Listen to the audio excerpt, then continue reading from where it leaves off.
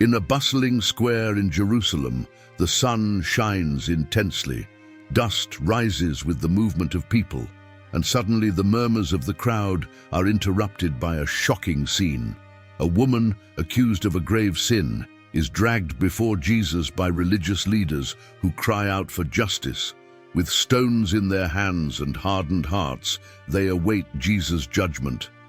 She faced a serious accusation that, according to the law of Moses, could lead to her death. But surprisingly, instead of pronouncing judgment, he crouches down and begins to write on the ground, causing everyone around to hold their breath. What could Jesus be doing? Why did he, with all his knowledge of the law, not accuse the woman? What did he want to teach us with this enigmatic gesture? In this story, which goes far beyond the words written in the scriptures, we find a profound secret about forgiveness, grace, and the true justice of God. Get ready to discover the real reason why Jesus did not condemn her and what lesson we can learn for our lives today. But before understanding the story of the adulterous woman and why Jesus did not condemn her, it is essential to understand the historical and religious context in which all of this took place. We are in first-century Jerusalem, a bustling city full of cultural diversity, but also marked by strong political and religious conflicts. At that time, the Jews lived under the control of the Roman Empire, which generated resistance and the hope that a Messiah would free them. In this context, Jewish religious laws were very important, controlling everyday behavior and practices. The Pharisees and scribes, considered the guardians of these laws, had great influence and saw themselves as responsible for maintaining tradition and religious purity. However, they often interpreted the laws rigidly, focusing more on the rules than on the true meaning of the scriptures. It was in this context that the woman accused of adultery was brought to Jesus, becoming the center of a dispute between power and religious authority. At that time, the Feast of Tabernacles, called Sukkot in Hebrew, was one of the most important celebrations for the Jews. The tabernacle, described in the book of Exodus, was a kind of tent used by the Israelites during their journeys through the desert after they left Egypt. This place served as a center of worship and was where the people connected with God. The tabernacle had two main parts, the holy place and the Holy of Holies. In the holy place were the altar of incense, the table with the bread of the presence, and a golden candlestick. In the Holy of Holies, which was the most sacred place that only the high priest could enter, was the Ark of the Covenant, where the tablets of the laws that Moses received on Mount Sinai, Aaron's rod, and a jar of manna were kept. This place symbolized God's covenant with the people of Israel. During the Feast of Tabernacles, which lasted 7 days, the Jews built temporary huts called Sukkot. These huts, made of branches and other simple materials, reminded them of their ancestors' journey in the desert, symbolizing the people's dependence on God during that time. During the festival, the people participated in worship ceremonies and made sacrifices in the Temple of Jerusalem, thanking God for the harvest and his protection. Additionally, the feast held special significance as it pointed to the future restoration of Israel and the beginning of God's kingdom on earth. In this festive atmosphere, the Pharisees and scribes, who were the religious leaders of the time, decided to set a trap for Jesus. They knew that Jesus was known for his compassion and for challenging traditional interpretations of the law. So they brought before him a woman who had been caught in adultery and gathered a large crowd to witness the scene. The plan was to force Jesus into a difficult decision. If he said the woman should be stoned, as commanded by the law of Moses, he would appear cruel and lacking compassion. But if he said the opposite, he could be accused of disrespecting the law, which might weaken his authority among the people. The strategy of the Pharisees and scribes not only demonstrated their skill in manipulating situations, but also revealed that they had a limited understanding of Jesus' teachings on love and forgiveness. In Jesus' time, women faced many obstacles and had very little freedom, being treated almost like the property of men and with very little control over their own lives. In cases of adultery, they received very severe punishments. Marital fidelity was seen as fundamental to maintaining family and social order, and any act of betrayal was considered a significant violation of this norm. The cultural and social rules of the time were rigid, and women caught in adultery often faced extreme punishments, such as being stoned to death. Even after serving their punishments, sinners and marginalized people continued to be rejected and discriminated against. In this context, the way the accusers treated the adulterous woman reveals the prejudice of the time, where women were often disproportionately blamed for sexual matters, while men rarely faced significant consequences for their actions. For the scribes and Pharisees, this was a chance to test Jesus and at the same time reinforce their religious authority and influence among the people. However, Jesus reacted in a surprising way. Instead of immediately discussing the fate of the accused woman, he bent down and began writing on the ground. This simple yet meaningful gesture showed not only Jesus' knowledge of the scriptures, but also changed the course of the situation. While everyone expected an immediate answer from Jesus, he chose to do something different. Instead of speaking right away, he bent down and began writing on the ground. This gesture shifted the focus of the discussion, causing people to reflect on their own lives and attitudes. With this, Jesus seemed to invite the crowd and the accusers to examine their own hearts before hastily judging the woman. This attitude showed the wisdom, cunning, and compassion of Jesus, as well as his desire to teach in a way that would touch and change people. Although no one knows exactly what he wrote on the ground, the emotional and spiritual impact of this act was profound, marking a turning point both in the story and in the life of the accused woman. Some scholars believe that Jesus might have been referencing the scriptures or the law of Moses, asking for a more compassionate interpretation. Others think he might have been writing the sins of the accusers themselves, revealing their hypocrisy. Regardless of what Jesus wrote on the ground, his gesture brought a clear message of reflection and self-examination. He demonstrated his authority over the laws and the scriptures, making it clear that he understood and went beyond the rigid interpretations that the Pharisees and scribes followed so strictly. When Jesus did this, the atmosphere became tense, as if time had stopped. Calmly, he looked at the accusers and asked a striking question. "Let whoever is without sin cast the first stone." These words broke the silence and struck the conscience of the Pharisees and scribes. Their hypocrisy and lack of compassion made their stones feel heavier.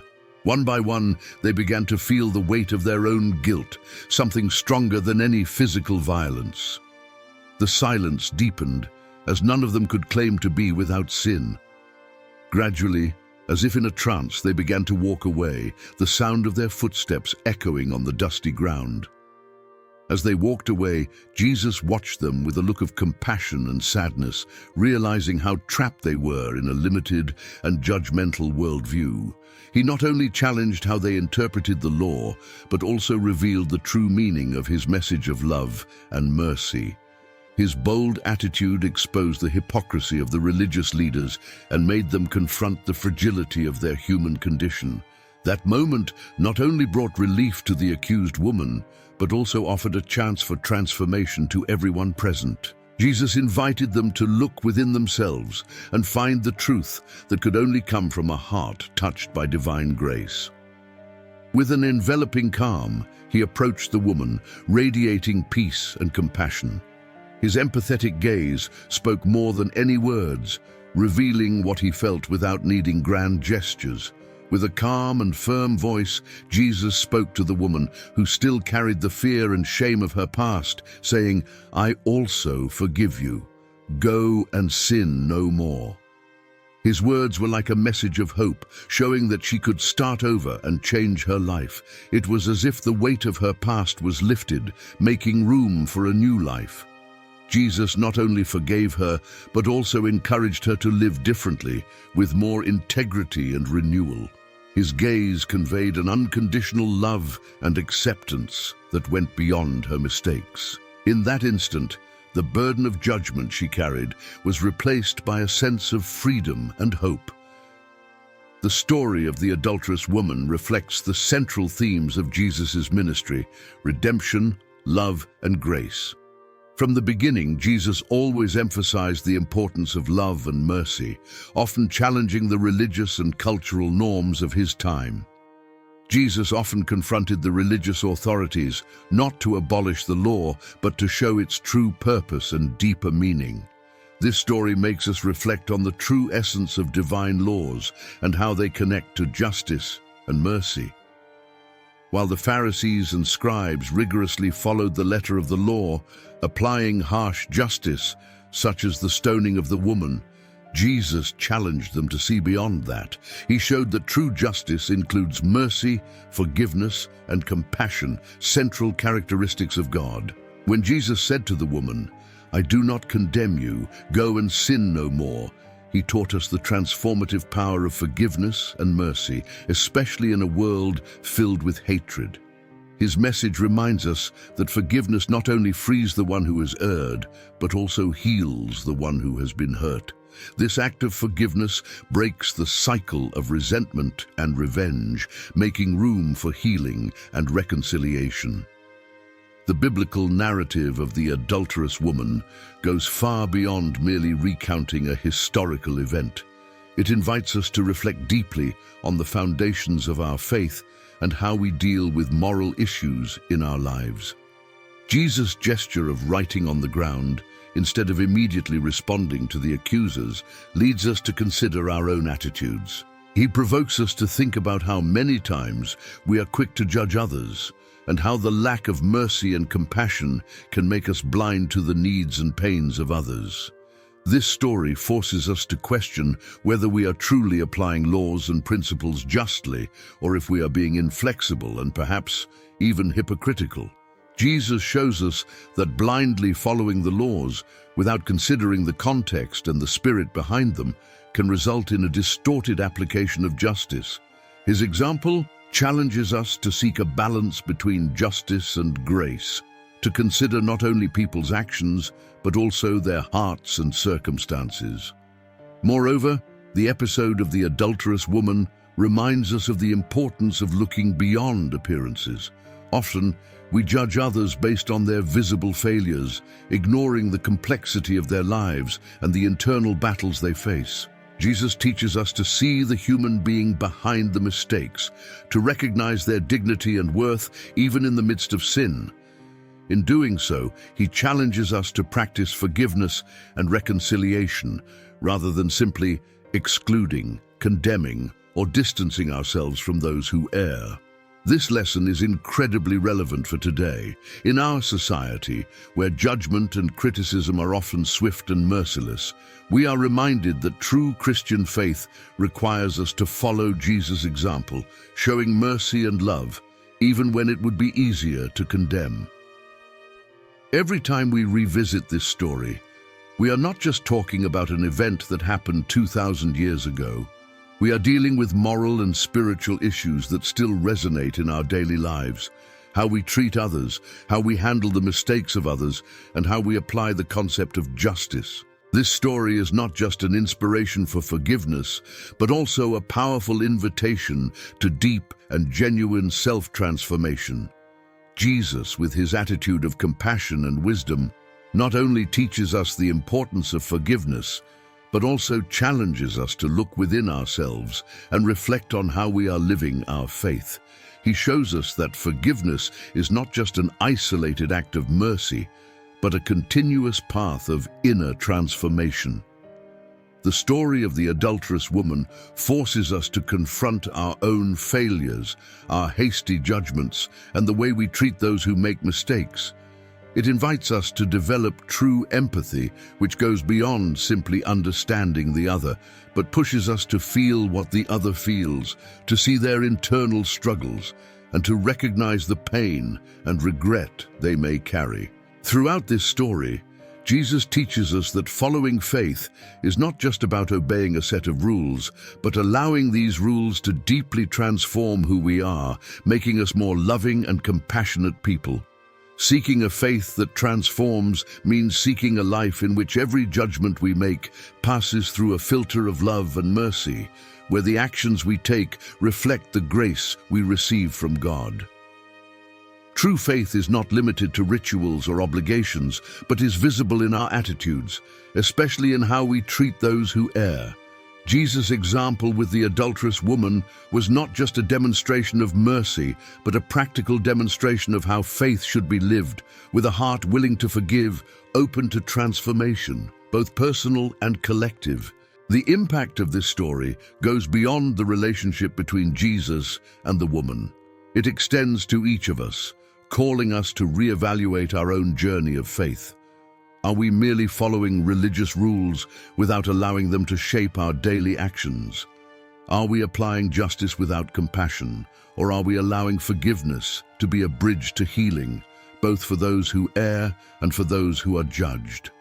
In the end, Jesus' example inspires us to live a more authentic life, where our words and attitudes align with the love we preach, a life where divine justice, always accompanied by mercy, guides our decisions. Forgiveness, in this context, is not a sign of weakness, but of spiritual strength. It paves the way for emotional and spiritual healing, both for those who have erred and for those who have judged. By forgiving, we break the cycle of resentment and revenge that so often traps us. Jesus shows us that transformation does not happen only in the one who is forgiven, but also in the one who learns to forgive. This is the true call to self-transformation, allowing divine grace to shape us, leading us to a life of compassion, justice balanced by mercy, and forgiveness that heals and renews both the heart of the one who errs and the one who judges. From this story, we are inspired to live with more depth, seeking to be reflections of the grace we receive, and ultimately experiencing a more complete life connected to the love and forgiveness that Jesus exemplified. Now, write in the comments your opinion about the story of the adulterous woman. Subscribe to the channel, leave your like, and if you want to learn more about the teachings of God's Word, click on one of the suggested videos. Blessings, and stay with God.